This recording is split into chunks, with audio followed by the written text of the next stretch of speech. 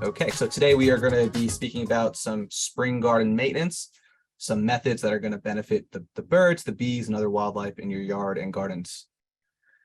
So for some of you who are not familiar with why native plants are important, just a quick refresher for those of you who are. They are the foundation of the food web. So wherever you are on the planet, the native plants are what evolved with the surrounding ecology. They are pretty much what make up the surrounding ecology. And the insects are specific to their respective host plants. So insects cannot feed on host plants, on plants from other regions, other continents. And that is why we are in sort of the place we are right now, the issue that we are right now. They are resilient through evolution, native plants. They are pest resistant, they're deer resistant. They are adapted to our soil and our climate, our weather patterns, so they don't need fertilizer and they don't need supplemental irrigation once they're established.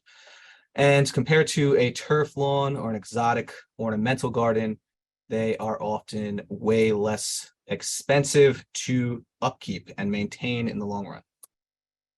So this over here is a nice little monarch caterpillar feeding on some showy milkweed in my own garden. So the truth about maintenance, a lot of people, you hear native plants are low maintenance or no maintenance.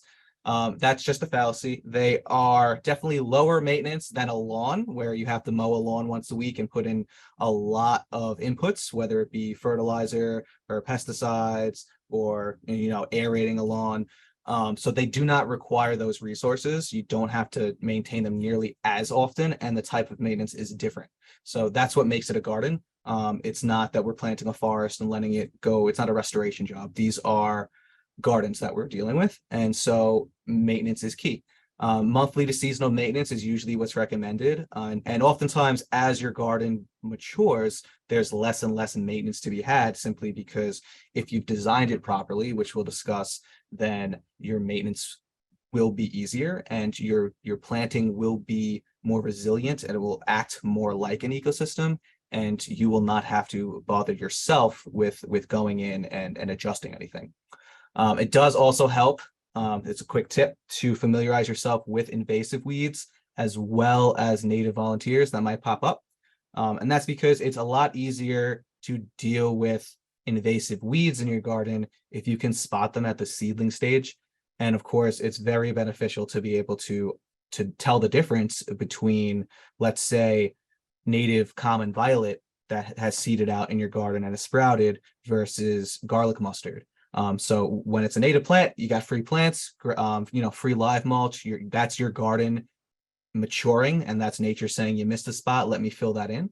And nature's going to say, you missed a spot, let me fill it in regardless. So it helps if you know what she's filling it in with, and then that way you can lend a helping hand and make sure that she's sticking with the natives and not the invasives. So spring maintenance is important, but what you want to remember is we are not doing the traditional spring cleanup that conventional landscapers do and conventional gardeners do. And that is because there's a lot of life in our gardens, where we're gardening for wildlife, we're gardening for pollinators and other insects and other beneficial arthropods. So we want to protect them, and we want to protect their habitat. So that means not disposing of your leaves, not shredding things, not cutting back your plants, too early. So everyone, whether it be the bees waking up in your garden to, maybe like the deer mice that frequent your garden, or even, if you're lucky enough to have foxes in your neighborhood, everyone's, getting in the groove right now with spring. They're setting up a territory, they're attracting a mate, and they're finding food. So these things, they're very stressful for animals. And, we're creating habitat for them. So it helps us to work with nature. And it doesn't make any sense for us to, accidentally, or just unknowingly work against it and negate what we're trying to do and what we've done in the past years in our gardens. So I mentioned before, smart design is where maintenance starts. So when you are designing your garden, it really helps to, be aware of your plant selection. You don't want to be planting species that mature and spread very rapidly. So if you have a smaller garden and you're planting aggressive species that will spread rhizomatically or stoloniferously, you want to be aware of that. You want to maybe not include those species. So you want to know how an individual plant matures and grows itself, but then also how it reproduces. So one plant, as an example, would be brown-eyed Susan. Brown-eyed Susan is a very heavy cedar.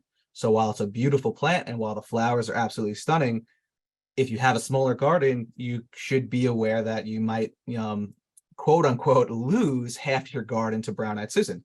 Now, whether or not that's a bad thing or a positive thing is obviously up to you, but it's just something to be aware of. Save yourself the headache. Only plant species that are appropriate for your garden and the space you're working with.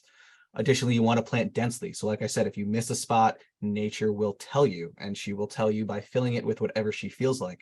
So whether it is mugwort or whether it is butterfly weed, that's up to you. And you can fix that by planting densely to begin with. And you can manage to plant densely by filling all your niches in that design. So in between your taller plants, you want those medium-high plants, and then in between those medium-high plants, you don't want mulch. You want more plants. So you want to live mulch with low-growing plants like sedges, low-growing grasses like purple lovegrass, and then things like violet pussy toes. All of these things are what I can call, and other people call, live mulch, and that is using your plants to do the mulching for you. That will create a more resilient garden and ecosystem, and that will prevent stress from occurring with your other plants, from the sun, beating down on the roots, from the wind sucking moisture out of the soil, and of course, just when you have that open space, of course, like we mentioned already, you will end up with weeds filling those spaces. So fill them yourself. Choose what you fill your empty spaces with. And ease of access when you're designing your garden, especially maintenance. This is something where I actually made the mistake when I first created my garden. I just created a garden and no pathways through it. So when there was something that needed to be done in the middle of my garden, I found myself walking over my own plants and stepping on them. So ease of access, you want to include your paths. You also want to include buffer zones. So if you have a car, if you're next to your driveway, you don't want to be putting plants that are going to be too tall during the growing season. Once they get wet, they'll flop over. No one wants to, get their pants all wet on the way to work. Also, if you're in tick country, you want a good buffer zone, at least 3 feet of gravel or low grass between a garden space and your recreational area to protect yourself from ticks. These access points, again, they just allow you to get in the garden, both for maintenance, but also for just immersion, so that you can actually enjoy your garden and just be in it. Sometimes I just actually hide in my garden and neighbors walk by without even knowing I'm there. So again, you want to start off right. You want to plant your plants 12 to 24 inches apart for perennials, and then about 3 feet for shrubs if you're doing a shrub garden. You want to simulate nature, so no open space. Think about the last time you saw a meadow, natural meadow, or even, you can even use a lawn for this. When you look at your lawn, there's no empty spaces. It's lawn on top of, it's turf grass, turf grass, turf grass, turf grass. There might be some weeds in it, but there's no just open spaces of dirt. So it's the same thing. So your plants are mulch. Allow your plants to do that work for you. Don't be purchasing wood mulch every couple of years. When you're first getting your garden started, you can use mulch just to prevent the dormant weed seeds to break dormancy, because you're turning the soil. And if that is the case, if you're doing a woodland garden, by all means, use some nice cedar mulch or pine bark. If you're doing more of a grassland or meadow planting or prairie planting, straw is really good. If you can get your hands on straw bales, not hay bales, but straw bales, they make a nice mat on the ground to prevent weeds. They really prevent erosion really well. They're cheaper than wood. They're not as heavy as wood chips, I should say, and they break down a lot quicker than wood, and it doesn't enrich the soil nearly as much. And most of the grassland plants do not want that rich soil. So using straw mulch is definitely a good idea. And as Kathy Coley was speaking before with me, dried and shredded leaves are great to use. And of course, your stalks when you're doing your spring maintenance, I'll discuss, but I like to keep all of the quote unquote debris of my stalks from last year in my garden, and I'll discuss that. So mid to late April is really the best time to really start doing anything in the garden. So right now, while it's still cool, what you can do is go out and see if you have any invasive species. See if you have, any green rosettes, just like a dandelion type shape leaf grouping. If you see those popping up, lesser celandines popping up now. You have garlic mustard, Star of Bethlehem. So these plants you can target now. Also some invasives that would be growing the shrubby would be Japanese honeysuckle are already leafed out. Multiflora rose has already leafed out. So these are things that you can at least remove before you're doing any maintenance in your actual native garden. And if these things pop up in your native garden, now's the time to pull them before it is time for you to start this activity, which is cutting back your stems. So mid-April to late April is the ideal time to do this, and that is because you're really looking for steady 50s for at least a week. We had a couple days of 50s and 60s, and you maybe saw a queen bumblebee here or there and some flies. You have some fly activity, which is completely normal this time of year. But most of the insects are not emerging properly and safely and successfully until daytime and nighttime temperatures are really in the 50s. They're not dipping below freezing anymore. So wait for mid to late April before you start cutting back any of your stalks and deadheading any of your plants. You want to cut them back. You want to leave them about 12 to 24 inches. If you're along a pathway or like I said, a driveway, you can cut them back shorter. You're already doing good in the world by having this garden. If you need to cut your plants in the front border shorter, by all means do so. You're still creating habitat with your midground and your background. Leave those taller at least 12 inches. 24 inches is better. I sometimes will go even taller, especially in the back. It actually not only creates this amazing bee habitat that you can see here in this diagram, but it does help support the growth of your plants. So when your plants are growing throughout the season, there's some techniques like cutting them back around July 4th if they flop over, if they get too tall and end up flopping over for you in late summer. But leaving these stalks also helps as like a support bracket or a support frame for your new growth this year. So it's very important to wait until mid to late April so that you're not removing this habitat.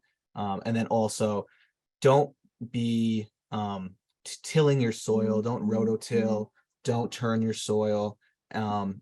And definitely don't use any type of like pesticide for soil insects. And that's because 70% of all of our bee species are solitary ground nesters. So if you like your tomatoes, you like your cucumbers, you like your peppers, you like your eggplants, potatoes, anything like that, you can thank bumblebees, and bumblebees are ground nesters. So if you're growing a lawn and you or your landscaper is putting down grub killer and other pesticides, you are killing those ground nesting bees, and you should consider stopping, please. So here is a nice example of some bees in my own garden. These are nesting in the hollow stems of switchgrass, which I have cut back. So these were cut back 24 inches, I believe, maybe 36 inches. And these are little tiny bees that are smaller than your pinky nail. They do not sting. Our native bees don't sting. They don't have a hive complex. So unless you literally were to squeeze one or step on like a bumblebee, it will not sting you. I know many people who pet bumblebees, while they're in the flowers, and there's no issues. What's important to know about these stem nesting bees is that these bees take 365 days to mature. So the eggs that these bees in this photo that are going to be laid or were laid took a full year to develop into adults. And with many bee species, which I'll get into a little more later, the adults are only alive for a few weeks at a time, and that's just to pollinate some flowers, reproduce, and then they die. So it's very important to preserve this habitat so that all of the diversity of our native bee species can successfully carry out their life cycles. So again, don't rototill your beds, and that is because we have many of our bees, 70%, that's the vast majority, are ground nesting bees. So whether they're mason bees, whether they're bumblebees, they nest in the ground, and they really do need us to stop poisoning the soil to survive. And you want to work with nature again. So, there's a theme here, if you haven't noticed, and that's working with nature. So allow the leaves. I hope you kept your leaves through the fall and through the winter. I know many people, they get kind of antsy. They left their leaves through the fall, they left them through the winter, and now they're ready to start like bagging them up and dispose of them or composting. If you have a lot of leaves on the crowns of your plants, you can pull them back. So that was the question that Kathy Coley asked earlier, was if she has mounds of leaves over her garden beds and she's worried that they will be smothered. So at that point, yes, if you have way too many leaves and now it's warming up, remove those leaves. You don't want to smother your plants. But a good natural, a natural layer of leaf litter from the trees in the fall, 2 to 3 inches is not going to harm your plants. They will grow through that just fine. But there are some plants, like I mentioned, lobelia. There's some goldenrods and things like that that do have winter foliage, whether it's basal rosettes or just basal foliage, where you can see just along the ground. The stem dies, but just along the ground, there's leaves that are green through the winter months. Those plants you don't want to completely smother. You can like gently toss some leaves in there in the fall and let them settle as they fall, but you don't want to really pack them on. Mountain mint would be another example. Mountain mint really does have some really nice green, semi-evergreen foliage through the winter months. So something like that, you can definitely, lightly pack your leaves into the beds, but you don't want to be smothering and really layering them on too deeply at that point. If you have too many leaves, because this is what happens often, and it's a question I have people ask me all the time. If you have too many leaves and you've done your best to preserve as much whole leaf litter as you can, then by all means, you can shred them, you can compost them, you can, mulch mow them into your lawn. At least you're recycling the nutrients. So if you can hold the leaves full, don't shred them so that you create butterfly habitat, like this red-banded hairstreak here. If you shred those leaves, they don't hatch. If you shred those leaves, they rot more quickly. So then when they do hatch, they don't have that first bite of fallen oak leaf to eat. So that's why it's important to keep the leaves whole. But if you must get rid of some of your leaves just because you do not have the space, one, also take it as a note that you can expand your beds next year because you still have space that can be used. Or, like I said, just shred them up, add them to your compost or mow them into your lawn. At least you're recycling the nutrients, which is a lesser evil than throwing them in the garbage altogether. So I do just like to point this out for people. It is nest building season for most of our wildlife. Nest material, especially in the suburbs, is extremely hard to come by, and that is because most people have landscapers that come and put it into bags or put it in the back of a truck, and then that goes to the dump. So there is no little twigs, there's no leaves, there's no anything really. There's these sterile environments, and it's just that much harder for a songbird like this black-capped chickadee in my own garden to use or to find, I should say, nesting material and to build a nest. So this is actually a chickadee in a nest box, because another thing that we're missing, especially in the suburbs, is just like snags or even dead trees, where it's either a dead limb that's not going to fall and hurt somebody or fall and damage property, or an actual full tree that is dead and again not going to fall and be an issue. That's just exquisite wildlife habitat that we just quickly remove just because we might not like the way it looks. But naturally a woodpecker would build a hole in it, like a downy woodpecker would have built a hole that a black-capped chickadee would have then used. So if you look closely at this nest in the photo here, you'll see things like wool, you'll see things like cat and dog hair, there is moss fibers, there is little needles from my arborvitaes. They'll use things like spider webs. So hummingbirds actually will build nests with spider webs and moss. So I know a lot of people, even in their lawns, they get upset there's moss in their lawns. Moss is important. A lot of wildlife use moss as nesting material. It's soft, it's gentle. So next time you look at debris or detritus in your yard, and it's not just layered on your pavement, like if it's in your garden beds, that's where it's supposed to be. That's just natural, buildup of biomatter. That's just what nature is. So it'll slowly break down, turn into mulch, feed your soil, which will then feed your plants, or something like a songbird like chickadees or mourning doves will come, and take the sticks away and take the leaves away and go build a nest with it. That's something that I can observe every year in my garden, where my birds come, take sticks out of my garden, and then fly to all the neighbors' homes with my sticks and build nests in their bushes. So that's something that I get to watch every year. So I do just like to speak about the pollinator host relationship really quick, because most people are familiar with the butterfly and caterpillar host relationship. So many people understand that caterpillars need that host plant as a larva to feed on. So the herbivores, they will eat the leaves of only a certain number of species. Many times, like with monarch butterflies, for example, they'll use species within the same genus or within the same family. Other times you may have a little more generalist caterpillar, where they'll eat trees, they'll eat shrubs, they'll eat, pretty much anything. But then there are things that are very host specific, where they can really only eat one or two species of plant, and their entire species relies on that plant's existence. The same can be said with pollinators. So there are pollinator host relationships. There are generalist pollinators like leafcutter bees, non-native honeybees, sweat bees, where they will go around. Orchard bees, they'll pollinate berries like brambles, like raspberries. They'll pollinate apple trees and stone fruit like plums and apricots. And then there's the specialist pollinators. So the squash bees, the blueberry bees, and the bumblebees. Squash bees, as their name suggests, really only like to prefer to pollinate squash. So members of the cucurbita family. So whether it's a melon or a squash, that's what they like. Blueberry bees, the same thing. They will wake up. This is one of those species that literally wakes up for 2 to 4 weeks every year as an adult. It'll emerge as an adult. They will pollinate only species of blueberries, only within this Vaccinium genus. They will mate, and then they will die. And that's their entire life cycle. For most of the year, they don't exist besides living underground as larvae.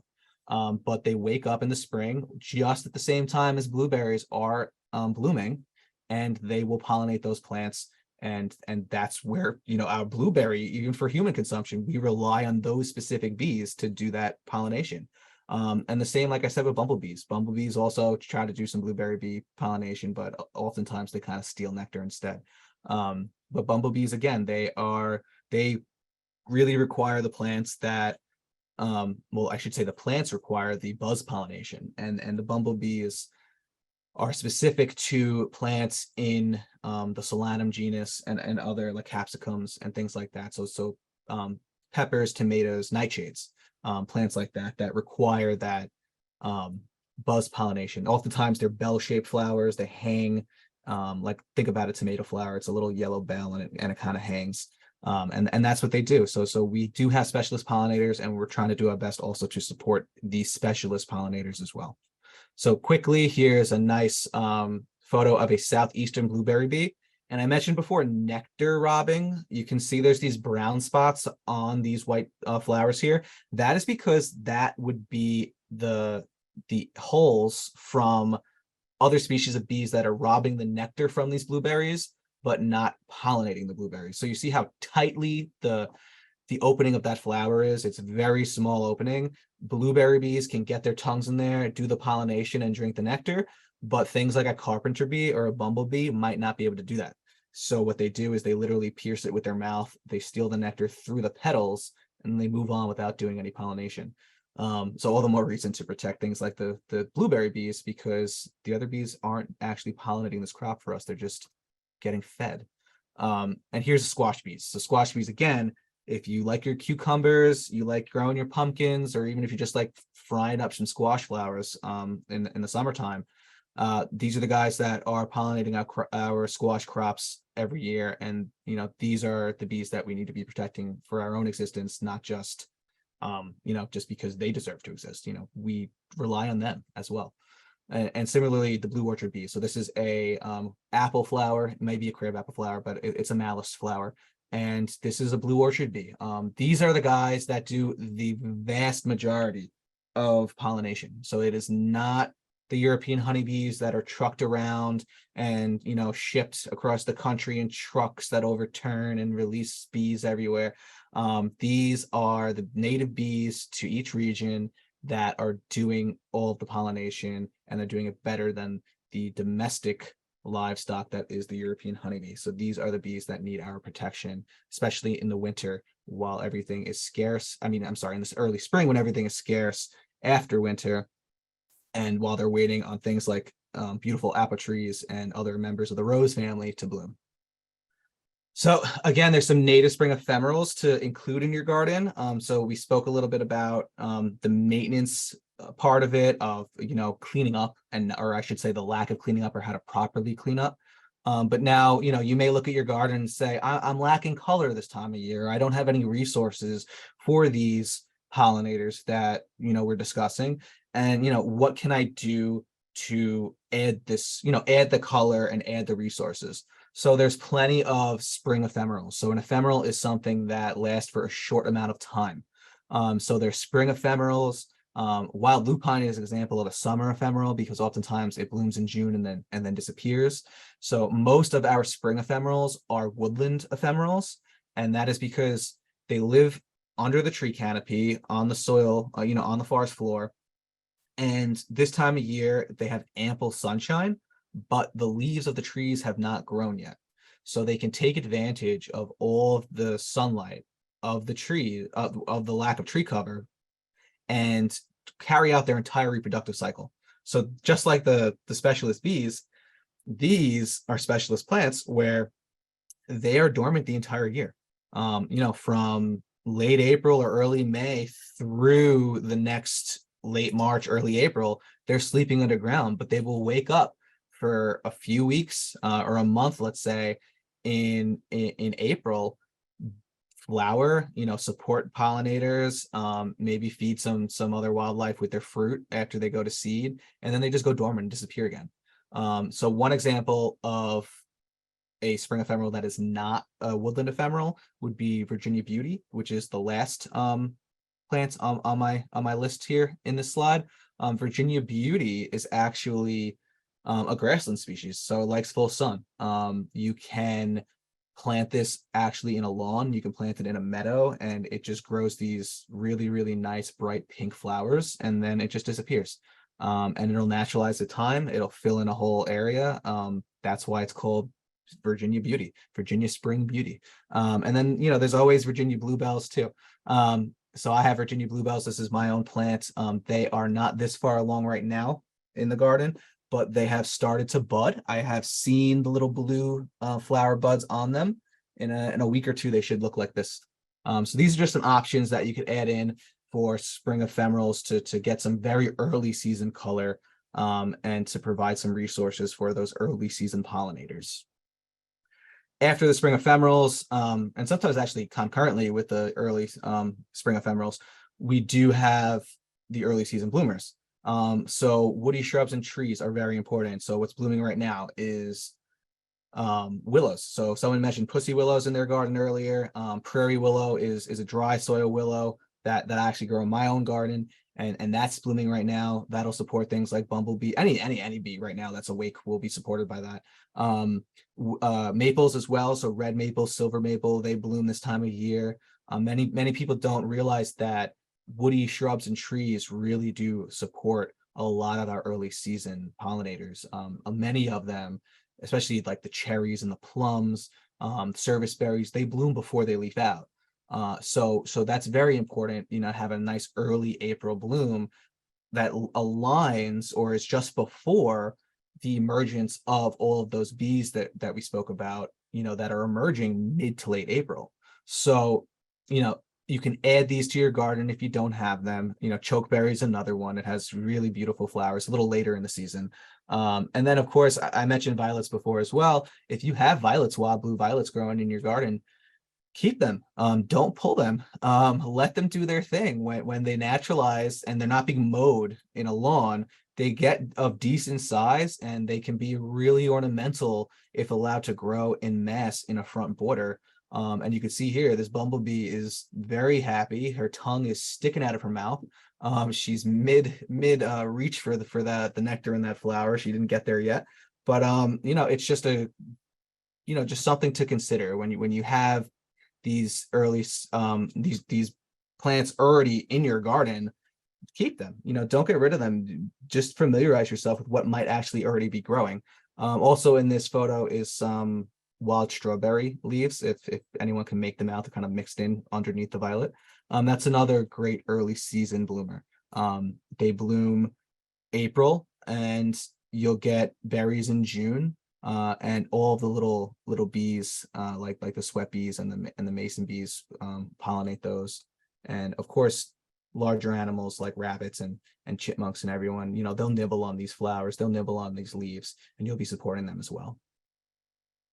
So here's that prairie willow I was speaking about. This is a couple of years ago. This is actually from March, I believe. This was a really early March year where it was very warm and it bloomed. And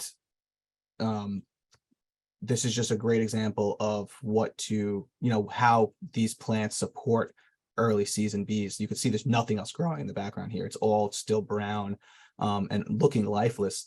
But this plant is alive and blooming and getting, everything, doing what it needs to be doing in the landscape. So that is the end of my presentation. I just want to say thank you again to ReWild for having me and everyone for joining. My opening day for the retail nursery season is this Saturday. We'll be at Crossroad Farms in Malvern. If you have, just want to come down and say hello, you have questions, feel free. You come down and buy some plants. I know ReWild's also having their own sale. So, just come down, meet us, see what the deal is and pick our brain. And if you want, you can reach out. I actually have a nice guide that I created a couple years ago, wildlife friendly. It's people friendly too. Just a way to quietly preserve the tranquility, not use petroleum fuels to maintain your garden, and just use hand tools and how to really work with your garden naturally and maintain things that aren't going to disturb the entire neighborhood while doing so. So with that, I will stop my screen sharing, and I'll open the floor up to questions. We've got a whole bunch of questions for you, Anthony. Thank you. That was really fabulous. And when you've given a good talk, you get lots of good questions, and obviously it worked. I'm just looking through the chat here quickly. It's great to see Patty is already harvesting chives. We've got hellebores purchased from Dropseed, Dusanka, yay. Pussy willows, wildlife, daffodils, Virginia bluebells. So it's really cool. Okay, questions. Let's get to a whole bunch of those. I will just say before though, hellebores are not native. For I think it was Rachel. And there's starting to be some evidence that hellebores are possibly something to look out for in the future as being invasive. There's been some documentation where they do escape, they start spreading. It looks like it's localized at the time, like right now at least, but just something just keep an eye on in your gardens. And there's also Chris in Williston Park who is starting with a blank canvas. That's really exciting. That's cool. Okay, Maria in Port Washington said, just today I'm seeing phlox coming up and I'm wondering when to cut my native shrubs from last season. I left them up all winter. Shrubs or stalks? She said native shrubs. Okay, so you don't have to prune your shrubs unless there's a reason. So same with the trees. You can limb them up. So for small trees, let's say you want them to grow maybe faster, you can actually cut the bottom third of the branches, and that will actually mimic as if like a deer came and browsed them over the winter, and that will actually stimulate your tree to grow a little quicker to get more height if you'd like. For shrubs, you really don't need to do anything unless you're trying to correct or prevent something. So unless you see branches rubbing on each other and are growing the wrong direction or they're diseased, you don't really need to do anything. But that is something I would have done back in January, February. I'm someone who prefers to cut shrubs and woodies. I'll group everything together, woodies, while all the diseases that could be negative towards them are dormant, and that is during the winter months when there's no water and no humidity and no rain. Kathy Coley continued the leaf question, which I think is burning for a lot of us, and you addressed this somewhat during your talk too, but what is the best way to remove leaves from the garden area? So And a is rake. it smart to shred and add to areas without emerging perennials? So you can just use a hand rake is really the best tool to use. There are some things called floral rakes, which are smaller. You can even get yourself a nice adjustable rake that you can extend, and it changes if it's like super wide or super narrow, so that you can get in between your perennials if you need to. Otherwise, you can always use your hands. I don't like to use leaf blowers just because there's a lot of documentation that leaf blowers, whether it's electric or not, forget the fumes, just the wind of the leaf blower kills insects, kills other things, will ruin everything. You know, it will cause erosion of your soil and compaction. So just it's best just not to use them. And then what's the second part of the question? I'm sorry. Is it smart to shred and add to areas without emerging perennials? So ideally, you wouldn't shred them just to preserve any life that's in them and to prevent them from breaking down too quickly, where then like I said, there may be caterpillars that hatch out now and want to eat those leaves, but they're starting to broken down already because they were shredded. But if you have like just excess and you need to shred them just to reduce the volume, I understand. But yeah, if you have a space where there's no perennials and you're trying to create a new bed and you just want to mulch it and prevent erosion and prevent weeds from popping up and blowing in and growing, then translocate your leaves to your new bed. Use your leaves to smother a piece of lawn and start a new bed. That's what I like to do. Can I take my leaves at this point and take the top layer, and that's like too thick, and put them into a leaf corral, or is that not good?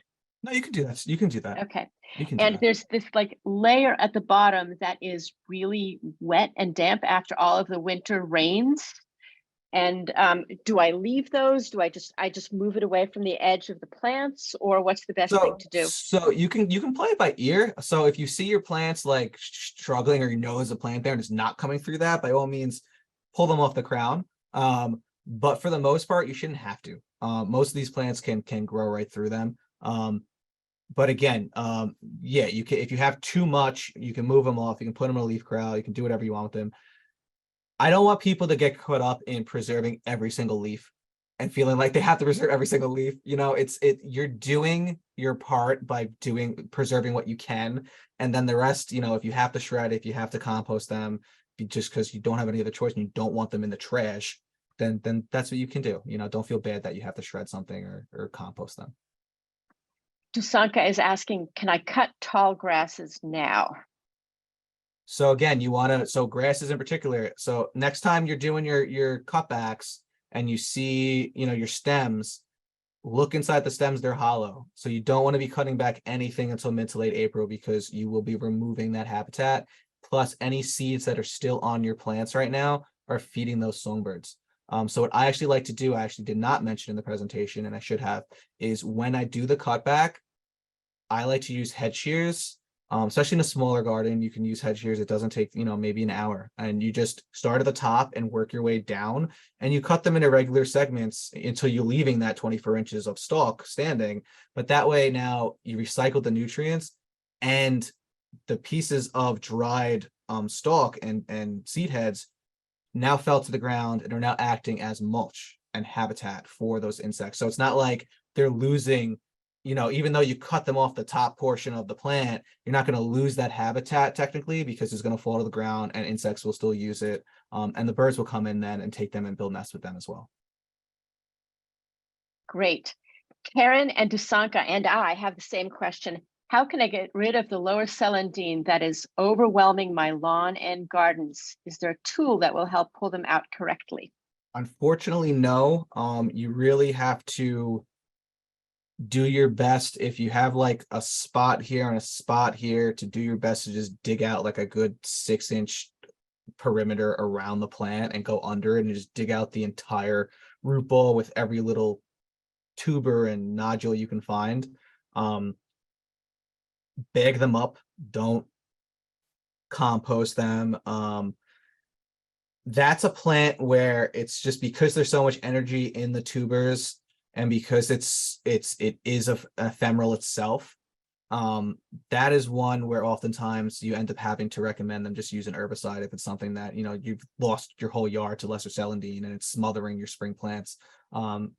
following the label on the herbicide thing, wearing the proper goggles and the gloves, and just trying to target those. And like, don't spray your whole lawn. Obviously, you can literally take a rag or even like put a latex glove on and then a cloth glove on, dip your hand in some like herbicide, and then just like touch those plants that you're trying to get rid of.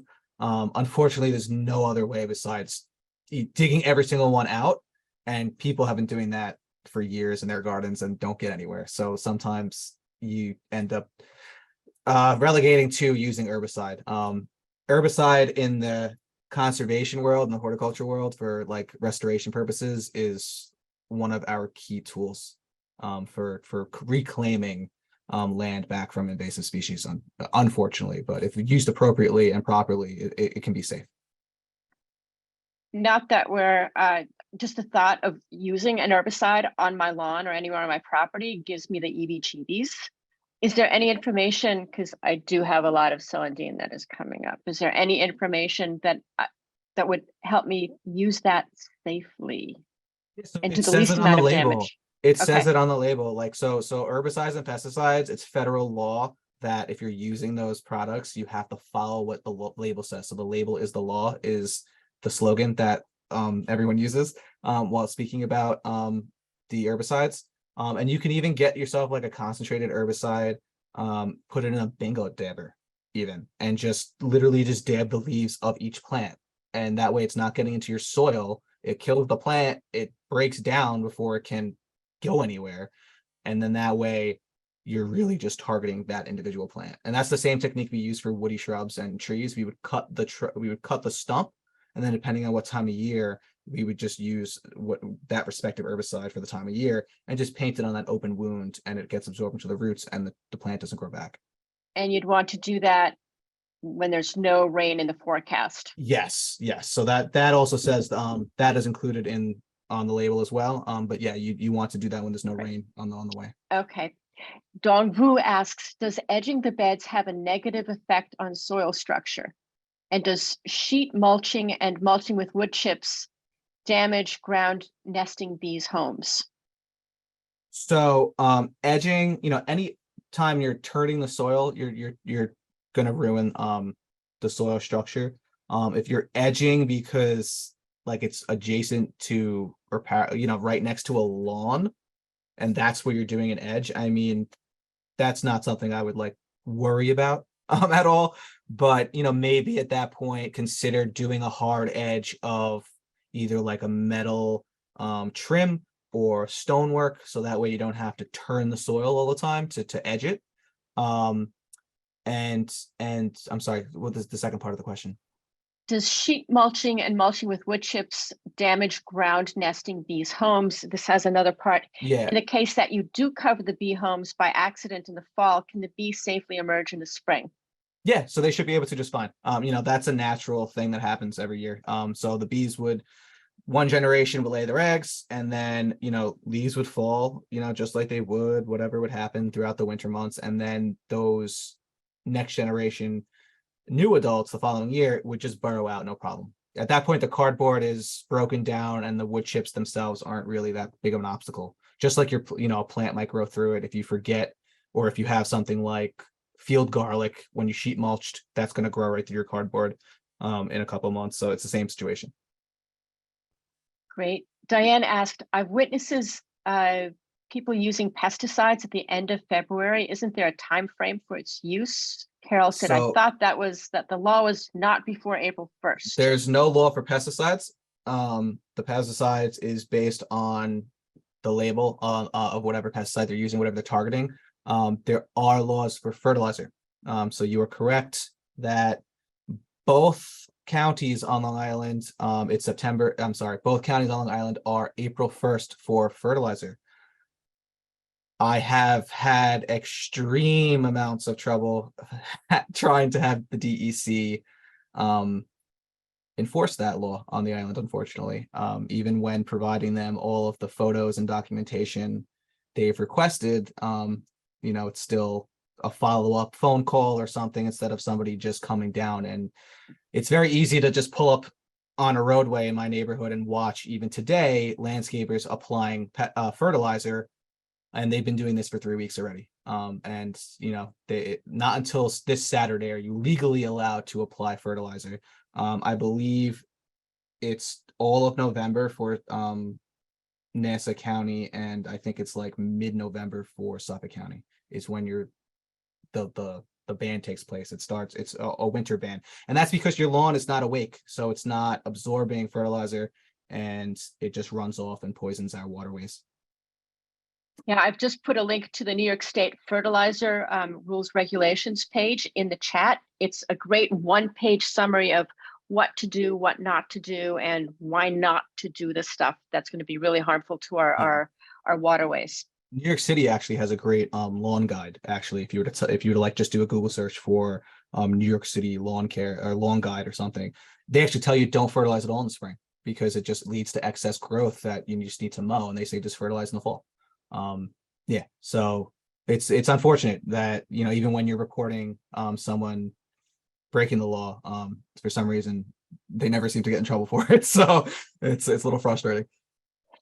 Eleni asks, are cedar oil and neem considered safe insecticides? A number of people have said, we've got ticks, lots of ticks. Yeah, so neem oil is only going to work for herbivorous species, and you don't want to be using neem oil in a native garden because you're going to kill every single insect that is feeding on your plants.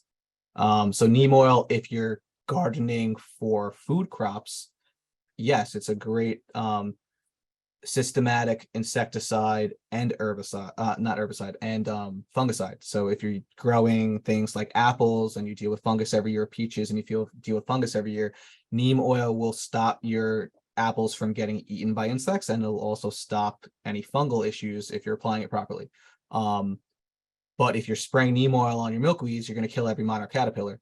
And the thing with neem oil is it runs off into the soil, so you can actually do a spray with neem oil, or you can do a root drench.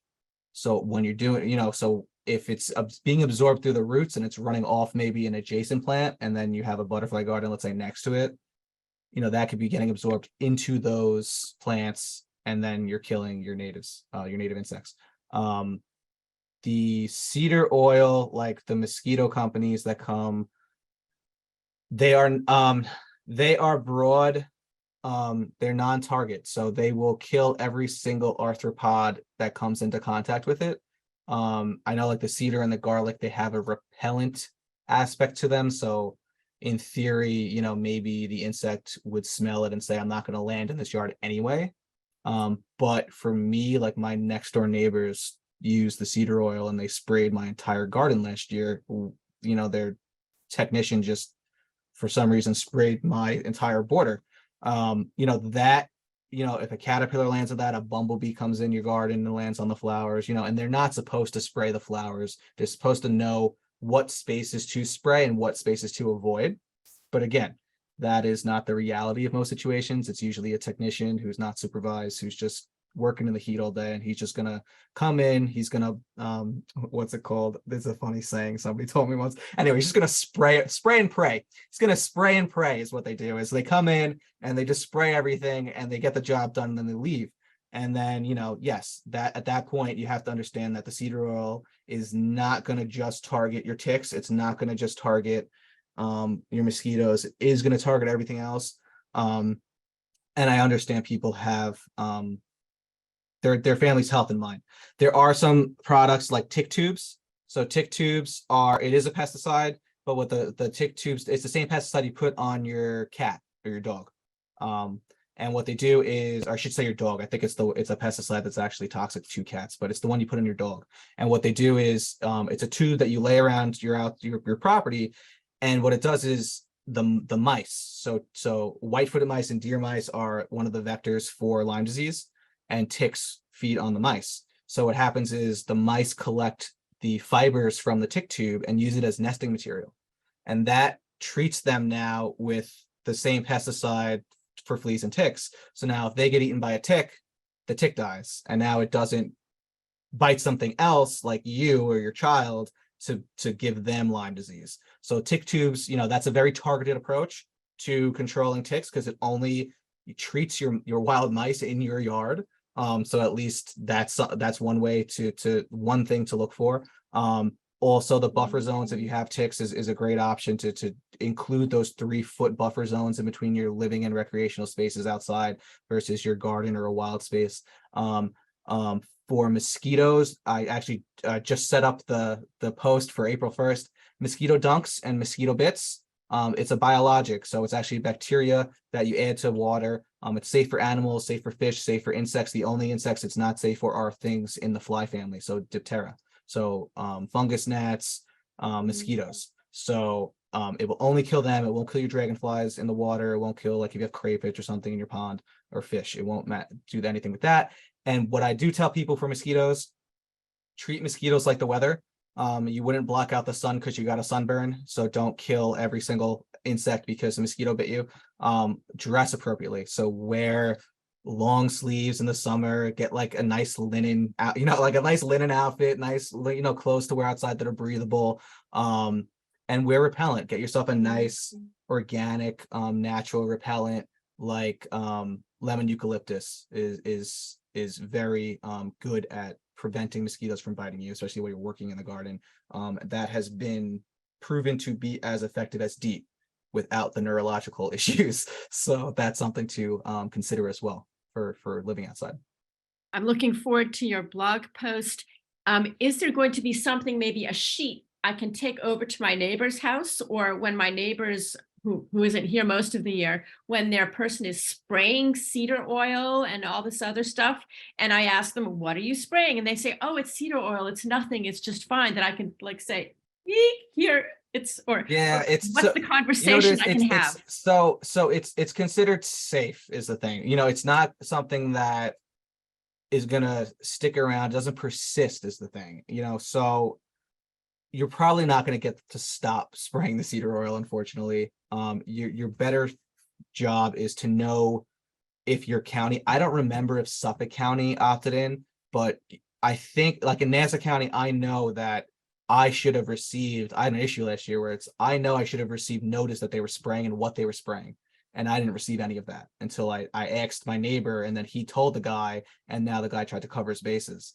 So that's something, know your rights and know what the law is locally, because if you see the mosquito guy come up and spray, stop him and say, I was not informed that you're spraying anything, and if you spray today, I'm going to call, so and so and let them know that this is what you're doing. And at least that way you're informed, and you're not just, you can maybe like throw a sheet over your plants or something that are adjacent to where they're spraying. You can make sure that there's no wind that day, because that's another thing where they don't care if there's a breeze, because that's going to turn out their whole schedule upside down for the week. So they don't care, like that's a loss of money for them if it's too breezy to spray. But like I said, there's no oversight. No one's following them around to make sure they follow the law. So unfortunately, you have to hold people accountable yourself. Jane read that creeping thyme repels mosquitoes. Is that true? So do not fall for any anything that sounds too good to be true. So creeping thyme, again, it's not a native plant. I know a lot of people they want to grow it as a ground cover instead of a lawn, and then they add on that it repels mosquitoes. No plant's going to repel mosquitoes unless you're literally standing there and crushing the plant and releasing the oils into the air at a constant rate, and you have fans blowing it around and dispersing that oil. So even like people, they'll grow tropical lemongrass in pots on their patio, and maybe they'll get some benefit from that. But unless you're really like taking the oils and crushing that plant up and rubbing it on your skin, or breaking it up and attaching it to a fan to circulate it around, like it doesn't do anything. So don't fall for things like that.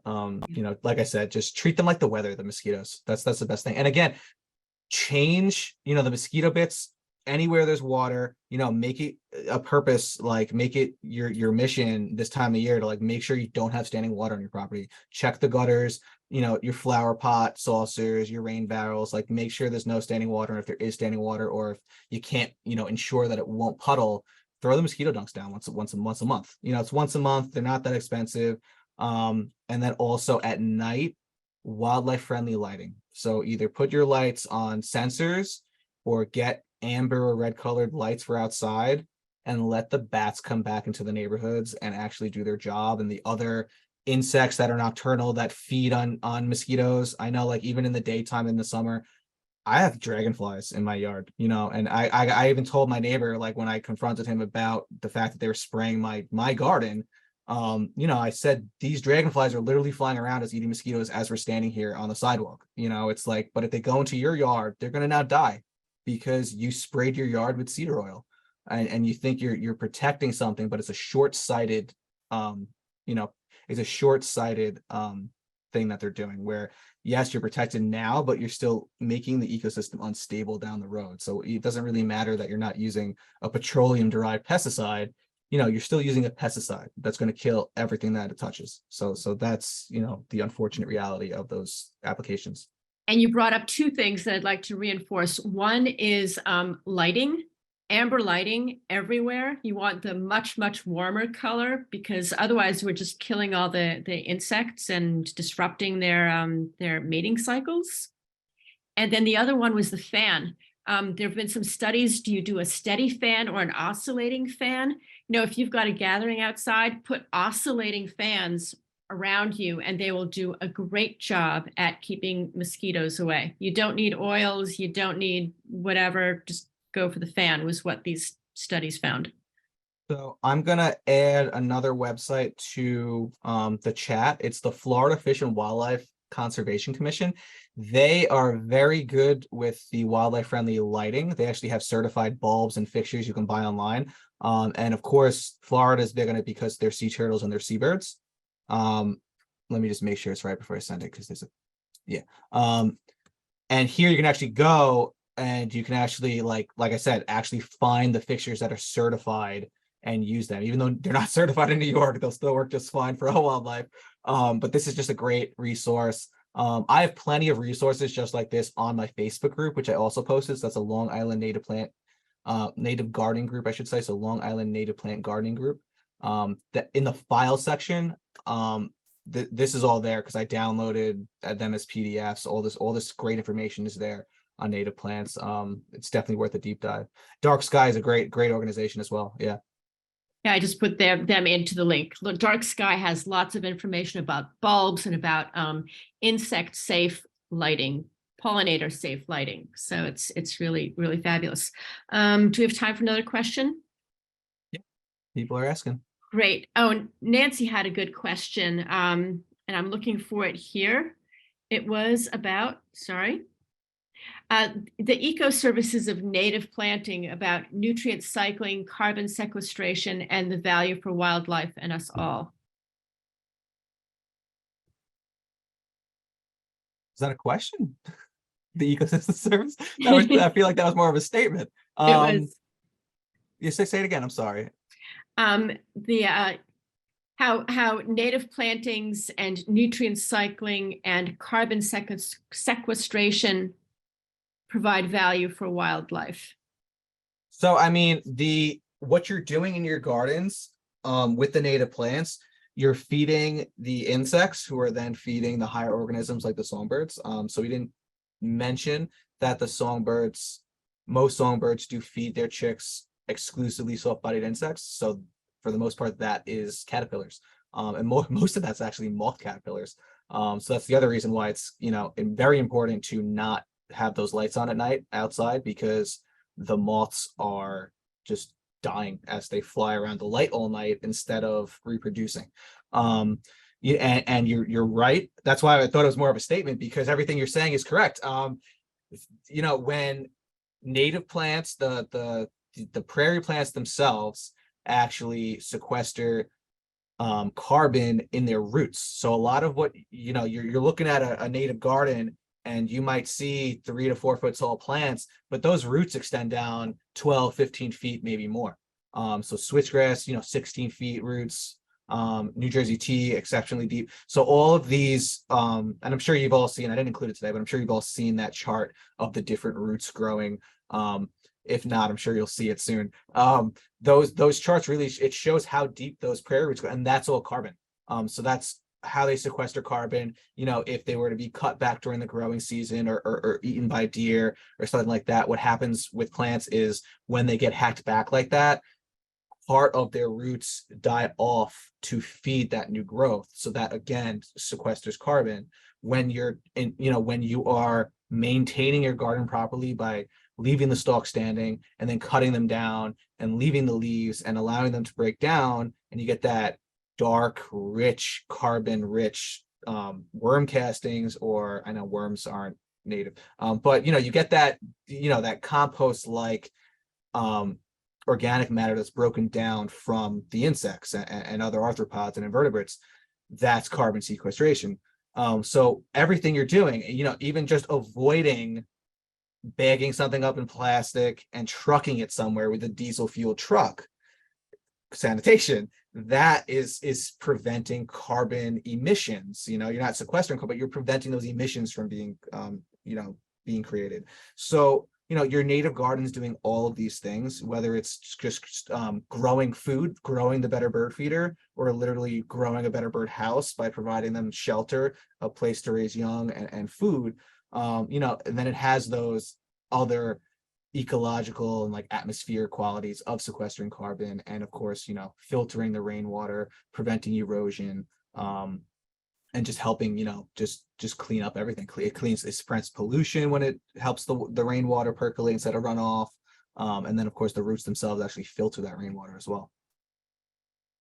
In your blog post that's coming up, I think on mosquitoes, are you going to be talking about best practices for mosquito dunks? Barb is asking, should we create standing water buckets for mosquito dunks? I know Doug Tallamy often tells people to make the traps.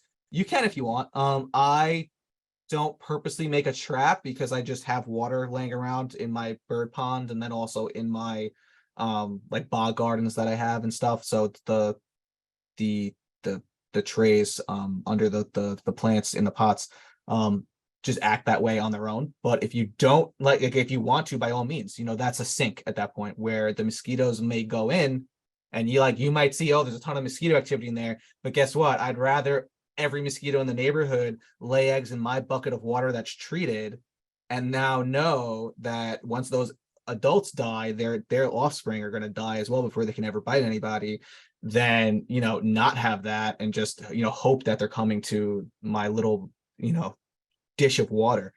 So by adding in like the straw or the lawn clippings, you get that fermentation happening, that the carbon dioxide and carbon monoxide that then attracts them. So that's why he says like throw in like a handful of grass clippings and stuff and get it going, make it kind of smell swampy to them.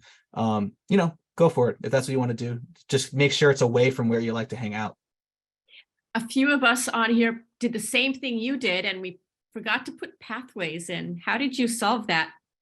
I just moved some stuff around at that point. It's, if you could still, there are, admittedly, there's a few that don't like to be moved and didn't like to be moved, so I never moved them.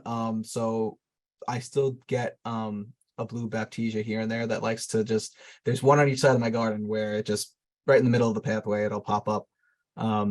But yeah, if you have to lose a couple plants, you lose a couple plants, but just figure out where you want it to go, and just just layer in mulch. You can even sheet mulch over the space so that you have that, at least that liner to get started with, and then add mulch on top. And that's what I like to do. I use just plain old cedar mulch. I use like my old guinea pig bedding even sometimes, because that's actually hemp stalks.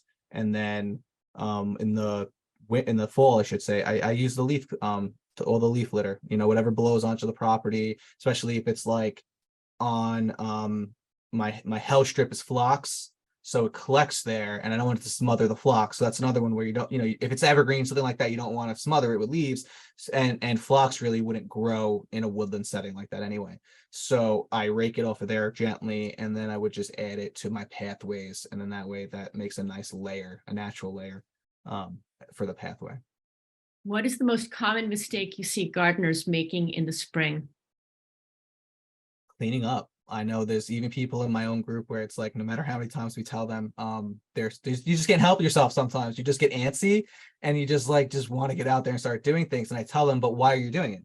Like, that's my question. Just why are you doing it? And they may come up with, I was told, if I cut the stuff back now, it helps it grow later, or if I let it grow, then I can't cut it back later. It's like, if you're going to cut your plants a little, while you're cutting back your old growth, you cut your plants a little. It's a rabbit would do it for you anyway, or a deer might do it for you anyway. So it'll just make your plants stronger if you cut them back, accidentally, or it'll just make them bush out more and you get more flowers that way. So there's no real reason to do it this time of year, besides just you've done it that way for your whole life, or you just feel like you just like need to get that urge to just clean something up. So just take a breath, relax, read a book in your garden instead.